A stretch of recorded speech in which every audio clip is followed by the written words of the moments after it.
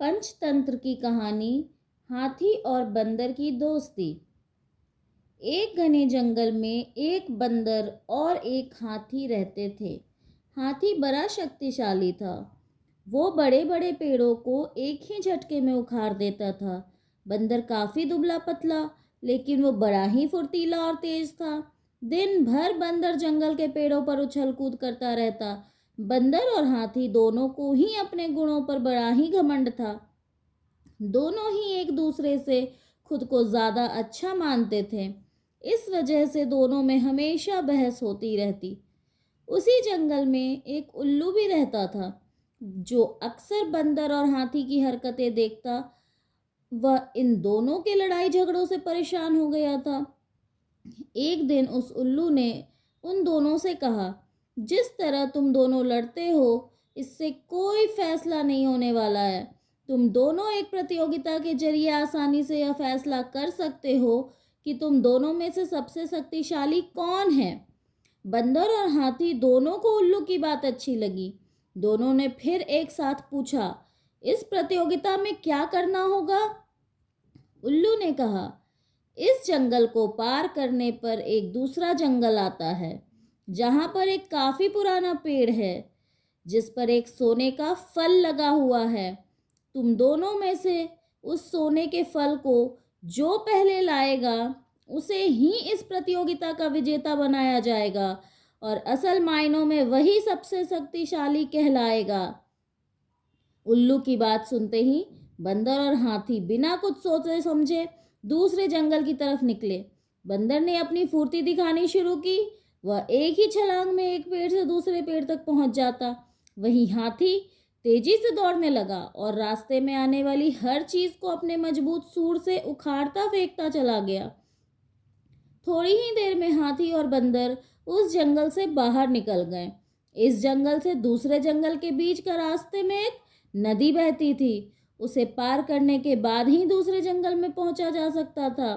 बंदर ने फिर से अपनी फुर्ती दिखाई और झट से वह नदी में कूद गया, लेकिन पानी की लहर काफी तेज थी, तो बंदर नदी में ही बहने लगा।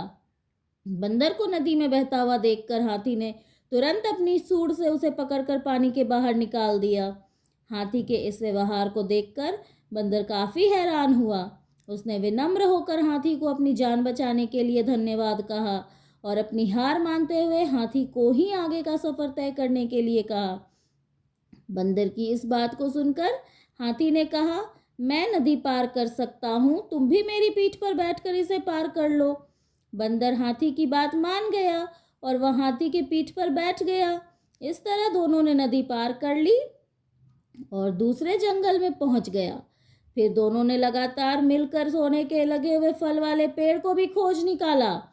सबसे पहले हाथी ने अपनी सूंड से उस पेड़ को गिराना चाहा, लेकिन वह पेड़ काफी मजबूत था। हाथी के प्रहार से भी वह पेड़ नहीं उखड़ा। फिर हाथी ने निराश होकर कहा, मैं अब यह फल नहीं तोड़ सकता हूँ। बंदर बोला, चलो मैं भी एक बार कोशिश करके देखता हूँ। बंदर फुर्ती से उस पेड़ पर चलने लगा और डाली पर पहुंच गया जहां पर सोने का फूल लगा हुआ था। उसने वह फूल तोड़ लिया और पेड़ के नीचे उतर गया। इसके बाद दोनों वापस नदी पार करके अपने जंगल लौट आए और उल्लू को वह सोने का फल दे दिया। फल पाने के बाद उल्लू जैसे ही इस प्रतियोगिता के लिए विजेता का नाम बोलने लगा, वैसे ही बंदर और हाथी ने मिलकर उसकी बात को रोक दिया। दोनों ने एक साथ कहा, उल्लू दादा, अब हमें विजेता का नाम नहीं जानना है। इस प्रतियोगिता को हम दोनों ने मिलकर पूरा किया है। हमें यह समझ में आ गया है कि हर किसी का गुण अपने आप में अलग और खास होता है। हमने भी यह फैसला किया है कि आगे से अब हम कभी भी इस बात पर बहस नहीं करेंगे और मित्र की तरह इस जंगल में रहेंगे। उल्लू को बंदर और हाथी की बात सुनकर काफी खुशी हुई। उसने दोनों से कहा, मैं तुम्हें यही समझाना चाहता था कि सभी एक दूसरे से अलग होते हैं। अलग अलग गुण और शक्तियां ही हमें एक दूसरे की मदद करने के काबिल बनाती हैं। साथ ही हर किसी को अपनी कमजोरियां भी होती हैं, इसलिए एक दूसरे के साथ मिलकर रहना ही सबसे अच्छा होता है। उस दिन से हाथी और बंदर दोनों मित्र हो गए और वह जंगल में खुशी खुशी रहने लगे। तो इस कहानी से हमें क्या सीख मिलती है? इस कहानी से हमें यह सीख मिलती है कि हमें एक दूसरे के गुणों और शक्तियों का सम्मान करना और आपस में मिलजुल कर रहना चाहिए। तो बच्चों, कैसी लगी ये कहानी? Bye bye.